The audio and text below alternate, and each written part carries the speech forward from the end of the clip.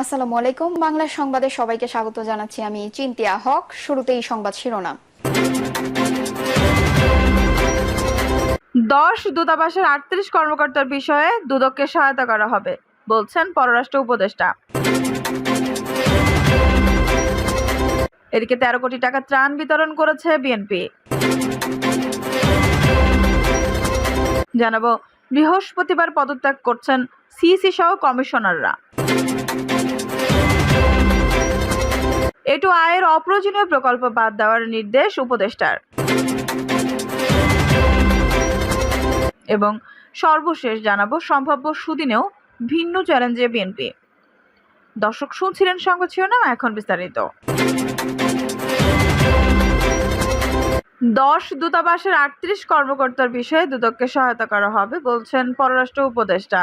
দুর্নীতির অভিযোগে যুক্তরাষ্ট্র সহ 10 দেশে বাংলাদেশ দূতাবাসের 38 কর্মকর্তা কর্মচারীর বিষয়ে পররাষ্ট্র মন্ত্রণালয় দুর্নীতি দমন কমিশনকে সহায়তা করবে বলে জানিয়েছেন উপদেষ্টা মোহাম্মদ তৌহিদ হোসেন। তৌহিদ হোসেন বলেন, দুদকের পক্ষ থেকে 38 কর্মকর্তা কর্মচারী তথ্য চাওয়ার বিষয়টি পত্রিকায় দেখেছি। এখানে কিছু কনফিউশন থাকতে পারে, সেগুলো আমরা দূর করব। অডিট, অবজেকশন এবং দুর্নীতি এক জিনিস না। তিনি বলেন, এ বিষয়ে অবশ্য দুদককে সহযোগিতা করা হবে। আমরা তো চাই না কোনো দুর্নীতি হোক, কাজে যেটুকু সহযোগিতা চাইবে আমরা করব। দেখতে হবে দুর্নীতি হয়েছে কিনা, সেটা দেখতে সেভাবে সহযোগিতা করব। রাষ্ট্রদূতের ফেরত আসে বলার বিষয়ে পররাষ্ট্র উপদেষ্টা বলেন, চুক্তিভিত্তিক যারা ছিলেন তাদের সবাইকে রিকল করা হয়েছে। তাদের মধ্যে অ্যাডমিন ক্যাডারের সাবেক 3 জন কর্মকর্তার চুক্তি বাতিল করে দেওয়া হয়েছে। বাকিদের 4 সপ্তাহ সময় দিয়েছিলাম, তারা সবাই চলে আসবেন। রিপ্লেসমেন্ট কিছুটা সময় লাগবে, হুট করে তো হবে না। এর আগে দুর্নীতি, ক্ষমতার অপব্যবহার, আত্মসাৎ এবং সরকারের আর্থিক ক্ষতির অভিযোগে 3 সেপ্টেম্বর 10 দূতাবাসে 38 কর্মকর্তা কর্মচারীর তথ্য চেয়ে পররাষ্ট্র মন্ত্রণালয়কে চিঠি দেয় দুদক।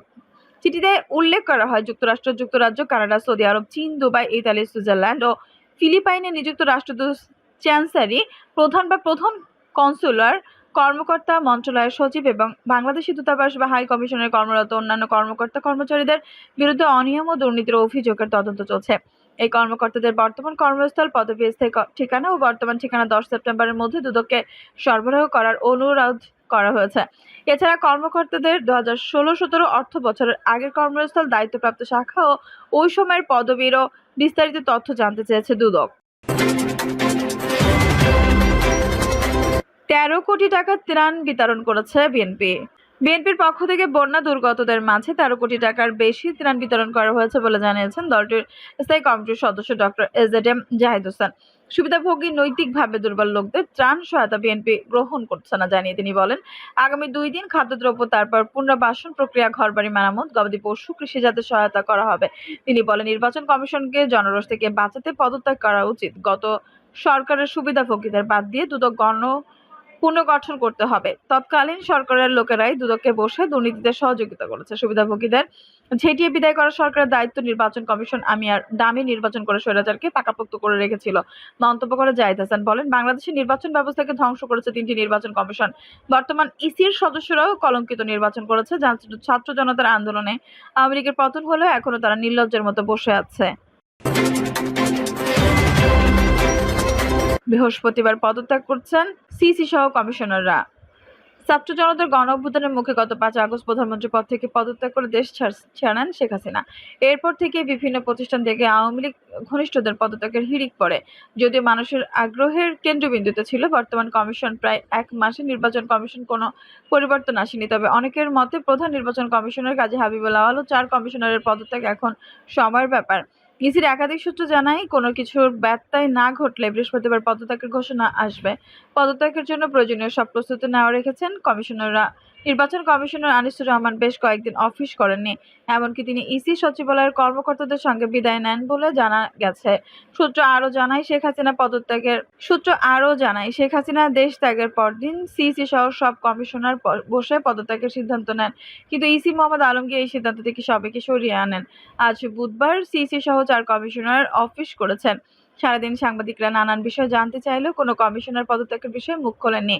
তবে প্রধান নির্বাচন কমিশনার সিইসি অফিস থেকে বের হওয়ার সময় তাকে এ বিষয়ে প্রশ্ন করেন সাংবাদিকরা। রাষ্ট্রপতির সঙ্গে কখন দেখা হবে এমন প্রশ্নে কাজী হাবিবুল আওয়াল বলেন, কালই দেখা হবে। আপনাদের সবকিছু জানাবো কাল। এদিকে প্রধান নির্বাচন কমিশনার কাজী হাবিবুল্লাহ আলীর নেতৃত্বাধীন নির্বাচন কমিশনের পদত্যাগের দাবিতে ইসি সচিবালয়ের সামনে বিক্ষোভ করেছে ছাত্র জনতা। আজ বুধবার তারা নির্বাচন কমিশনের সামনেই বিক্ষোভ করেন। এর আগে গতকাল মঙ্গলবার আগারগাঁওয়ে নির্বাচন কমিশনের এক সংবাদ সম্মেলনে গণ অধিকার পরিষদের সাধারণ সম্পাদক মোহাম্মদ রাশেদ খান বলেন, নির্বাচন কমিশনকে সংস্কার করতে হবে। কমিশনকে অবশ্যই স্বাধীন করতে হবে এবং তাদের সংস্কার করতে হবে। এ দাবি আমরা আগে থেকে জানিয়েছি। প্রধান উপদেষ্টা থেকে শুরু করে আমরা অন্য উপদেষ্টাদের সঙ্গে বৈঠক করে বলেছি, কমিশন সংস্কার করতে হবে। নির্বাচন কমিশন সংস্কার না করলে কোনোদিনই বাংলাদেশে সঠিক ও সুষ্ঠু নির্বাচন হবে না। তিনি আরো বলেন, এই নির্বাচন কমিশনের সংস্কার দাবি করছে। এই নির্বাচন কমিশন যেভাবে 2014, 2018, 2024 সালে আওয়ামী লীগ ফ্যাসিবাদকে সহযোগিতা করেছে, তাদের দিয়ে সঠিক নির্বাচন হবে না। এটিওআই এর অপ্রয়োজনীয় প্রকল্প বাদ দেওয়ার নির্দেশ উপদেষ্টার। দেশের তথ্য প্রযুক্তি সেবাদাতা প্রকল্প অ্যাসপায়ার টু ইনোভেট এটিওআই এর অপ্রয়োজনীয় প্রকল্প দ্রুত বাদ দিতে নির্দেশ দিয়েছেন ডাক, টেলিযোগাযোগ ও তথ্য প্রযুক্তি উপদেষ্টা মোহাম্মদ নাহিদ ইসলাম। নাহিদ ইসলাম বলেন, এটিওআই থেকে নেওয়া উদ্যোগগুলো দেশের মানুষের কাছে পৌঁছাতে হবে। উদ্ভাবনী শক্তি কাজে লাগাতে হবে। বাংলাদেশের যুব সমাজকে তথ্য প্রযুক্তির খাতে সম্পৃক্ত করা হবে। প্রয়োজনে বিশ্বের বিভিন্ন দেশে যেসব বাংলাদেশি তথ্য প্রযুক্তি বিশেষজ্ঞ রয়েছে তাদের সমন্বয়ে অ্যাডভাইজারি টিম করা হবে। তাদের পরামর্শ অনুযায়ী তরুণদের কাজে লাগানো হবে। তিনি আরো বলেন, অনেকে ব্যক্তি উদ্যোগে বা গ্রুপ ভিত্তিক ভালো উদ্ভাবনী কাজ করছে। তাদের পরামর্শ দিলে সেগুলো আরো ফলপ্রসূ হবে। দুর্নীতির বিরুদ্ধে তদন্ত করা হবে জানিয়ে তিনি আরো বলেন, এটিওআই এর অনিয়ম দুর্নীতি নিয়ে একাধিক তদন্ত কমিটি করা হয়েছে। সেই তদন্ত প্রক্রিয়া যেন নিরপেক্ষ হয়। নাহিদ ইসলাম বলেন, দেশে যে রাজনৈতিক ধারা অব্যাহত আছে তা সংস্কারের প্রয়োজন। পাশাপাশি রাষ্ট্রীয় কাঠামো সংস্কারও করতে হবে। আমাদের রাষ্ট্রীয় কাঠামো এক ব্যক্তিকেন্দ্রিক হয়ে গেছে। এখানে সংবিধান প্রধানমন্ত্রীকে এমন ক্ষমতা দিয়েছেন যা সীমাহীন। আমরা সকলের সাথে আলোচনা করে এই ধারা পরিবর্তন করতে চাই। সম্ভাব্য সুদিনেও ভিন্ন চ্যালেঞ্জে বিএনপি। ছাত্র জনতার অভ্যুত্থানে আওয়ামী লীগ সরকারের পতনের পর সম্ভাব্য সুদিনেও ভিন্ন ধরনের চ্যালেঞ্জের মুখে বাংলাদেশ জাতীয়তাবাদী দল বিএনপি। আগামী নির্বাচনের আগে রাষ্ট্র সংস্কারের ব্যাপারে নিজেদের প্রস্তাবনা ও দলীয় নেতাকর্মীদের কর্মকাণ্ড দিয়ে জনগণের আস্থা অর্জন করতে হবে দলটিকে। রাজনীতিতে চির প্রতিদ্বন্দ্বী আওয়ামী লীগ এখন কঠিন সংকটে। এর মধ্যে এবারে নির্বাচনে সুস্থ গণতান্ত্রিক প্রতিযোগিতায় নামতে হতে পারে বিএনপিকে। বিশেষ করে জামায়াত ইসলামী সহ বিভিন্ন দলকে নিয়ে ইসলামের ফ্রন্ট এবং বৈষম্যবিরোধী আন্দোলনের ছাত্র তরুণদের সম্ভাব্য নতুন দলের প্রতিদ্বন্দ্বিতার মুখে পড়তে হতে পারে দেশের অন্যতম বৃহৎ রাজনৈতিক দলটিকে। একই সঙ্গে বিএনপিকে অন্তর্বর্তীকালীন সরকারের সঙ্গে সুসম্পর্ক রেখে অবশিষ্ট গ্রহণযোগ্য নির্বাচনের দিকে নিয়ে যেতে হবে দেশকে। পাশাপাশি আন্তর্জাতিক সম্প্রদায় দেশের সামরিক বেসামরিক শক্তি ও সুশীল সমাজের সমর্থন আদায়ও করতে হবে। এর সঙ্গে রয়েছে লন্ডনে অবস্থানরত দল ভারপ্রাপ্ত চেয়ারম্যান তারেক রহমানকে দেশে ফিরিয়ে আনার চ্যালেঞ্জ। এমন পরিস্থিতিতে আজ 1 সেপ্টেম্বর বিএনপি 46তম প্রতিষ্ঠা বার্ষিকী। এই উপলক্ষে একদিনের কর্মসূচি গ্রহণ করেছে দলটি। দেশে ভয়াবহ বন্যা পরিস্থিতির কারণে এবার বর্ণাঢ্য কর্মসূচি বাতিল করেছে দলটি। দলের প্রতিষ্ঠা বার্ষিকী উপলক্ষে ভারপ্রাপ্ত চেয়ারম্যান তারেক রহমান এক বাণীতে দেশে গণতন্ত্র ফিরিয়ে আনতে নেতাকর্মীকে জনগণকে সঙ্গে নিয়ে কাজ করে যাওয়ার আহ্বান জানিয়েছেন। দলটির নেতারা বলছেন, সমমনা দলকে নিয়ে রাষ্ট্র সংস্কারের নতুন প্রস্তাব দিয়ে দেশি বিদেশিদের আস্থা অর্জনে তারা আশাবাদী। একই সঙ্গে তারা দলকে সুসংগঠিত করে নতুন সব চ্যালেঞ্জ মোকাবেলা করবেন। আগামী নির্বাচনে জনগণের সমর্থন নিয়ে বিপুল ভোটে ক্ষমতায় আসবেন। 2014, 2018, 2024 সালে নির্বাচনের আগে আন্দোলন করে নির্দলীয় সরকারের অধীনে নির্বাচনের দাবি আদায়ে ব্যর্থ হয়েছে বিএনপি। দ্বাদশ সংসদের একতরফা নির্বাচনের 6 মাসের মাথায় সরকারের পতনের বদলে যায় দৃশ্যপট। বিএনপি চেয়ারপারসন খালেদা জিয়া কারামুক্ত হন। রাজনৈতিক মামলায় দলের কারাবন্দী সর্বস্তরের নেতাকর্মীরাও বন্দিদশা থেকে মুক্তি পান। কিন্তু এরই মধ্যে দেশের বিভিন্ন স্থানে দলটির নেতাকর্মীদের বিরুদ্ধে দখল ও চাঁদাবাজির অভিযোগ উঠেছে। এতে দলটি আবার জনপ্রিয়তা হারানোর চ্যালেঞ্জে পড়েছে। যদিও দলটির হাইকমান্ড কঠোর অবস্থান নিয়ে অনেককে বহিষ্কার করেছেন, রাজনৈতিক বিশ্লেষকরা বলছেন বিএনপিকে নতুন ধরনের চ্যালেঞ্জ মোকাবেলা করতে প্রস্তুত হতে হবে। বিগত দিনে দেওয়া 31 দফা রূপরেখা যে কথার কথা নয় তা প্রমাণ করতে হবে। কাজের মাধ্যমে তাদের সংস্কার প্রস্তাবগুলোর নতুন আঙ্গিকে দেশের সামনে তুলে ধরতে হবে। মানুষের আস্থা অর্জন করতে হবে। গণতান্ত্রিক প্রজ্ঞা প্রদর্শনের মাধ্যমে চ্যালেঞ্জ মোকাবেলা করতে হবে। অন্যথায় ভবিষ্যতে চরম বিপর্যয়ের সম্মুখীন হতে পারে দলটি। 1978 সালের এই দিনে প্রয়াত রাষ্ট্রপতি জিয়াউর রহমান দলটি প্রতিষ্ঠা করেন। 1981 সালে জিয়াউর রহমানের হত্যাকাণ্ডের পর তার স্ত্রী খালেদা জিয়া দলটির হাল ধরেন। তার নেতৃত্বে 3 বার রাষ্ট্রীয় ক্ষমতা আসীন হয় বিএনপি। অন্তর্বর্তী সরকারকে তাকে মুক্তি দিলেও রাজনীতিতে নেই তিনি। ভারপ্রাপ্ত চেয়ারম্যান হিসেবে তার ছেলে তারেক রহমান বিদেশে থেকে দল পরিচালনা করছেন। এতে সক্রিয় উপস্থিতির শূন্যতা পূরণ হচ্ছে না। যদিও দলের নেতারা দাবি করছেন, এখন ডিজিটাল যুগে সশরীরে উপস্থিতির কাজ ভার্চুয়ালি সম্ভব হচ্ছে। 1981 সালে জিয়াউর রহমান হত্যাকাণ্ডের পর প্রথমবার সংকটে পড়েছিল বিএনপি।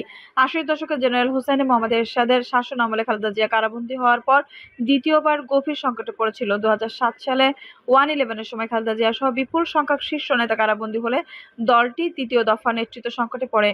3 বারই ভাঙনের মুখে পড়েছিল দলটি। বিএনপি মহাসচিব মির্জা ফখরুল ইসলাম আলমগীর সমকালকে বলেন, শহীদ রাষ্ট্রপতি জিয়াউর রহমানের সময়ে প্রয়োজনীয় বিএনপি প্রতিষ্ঠা করেন।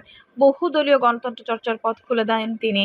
পরে নানা চড়াই উতরাই পেরিয়ে দলের চেয়ারপারসন খালেদা জিয়ার নেতৃত্বে বিএনপি দেশের বৃহৎ রাজনৈতিক দলে পরিণত হয়। দীর্ঘ 15 বছর বিএনপি কর্তৃত্ববাদী আওয়ামী লীগ সরকারের বিরুদ্ধে আন্দোলন চালিয়ে আসছে। হাজার হাজার নেতাকর্মী গুম খুন হয়েছিলেন। এমনকি লাখ লাখ নেতাকর্মীকে গ্রেপ্তার করে অত্যাচার নির্যাতন করা হয়েছে। অবশেষে ছাত্র জনতার অভ্যুত্থানের মাধ্যমে স্বৈরশাসকের পতন ঘটেছে। তিনি বলেন, ডক্টর মোহাম্মদ ইউনূসের নেতৃত্বে অন্তর্বর্তীকালীন সরকার প্রয়োজনীয় সংস্কার করে যৌক্তিক সময়ে নির্বাচন দেবে বলে আশা করে বিএনপি। মির্জা ফখরুল বলেন, রাজনৈতিক দলের সঙ্গে সংলাপের মাধ্যমে দ্রুত সময়ের মধ্যে সরকার সংস্কার ও নির্বাচনের ব্যাপারে একটি রোডম্যাপ দেবে বলে আমরা আশা করি।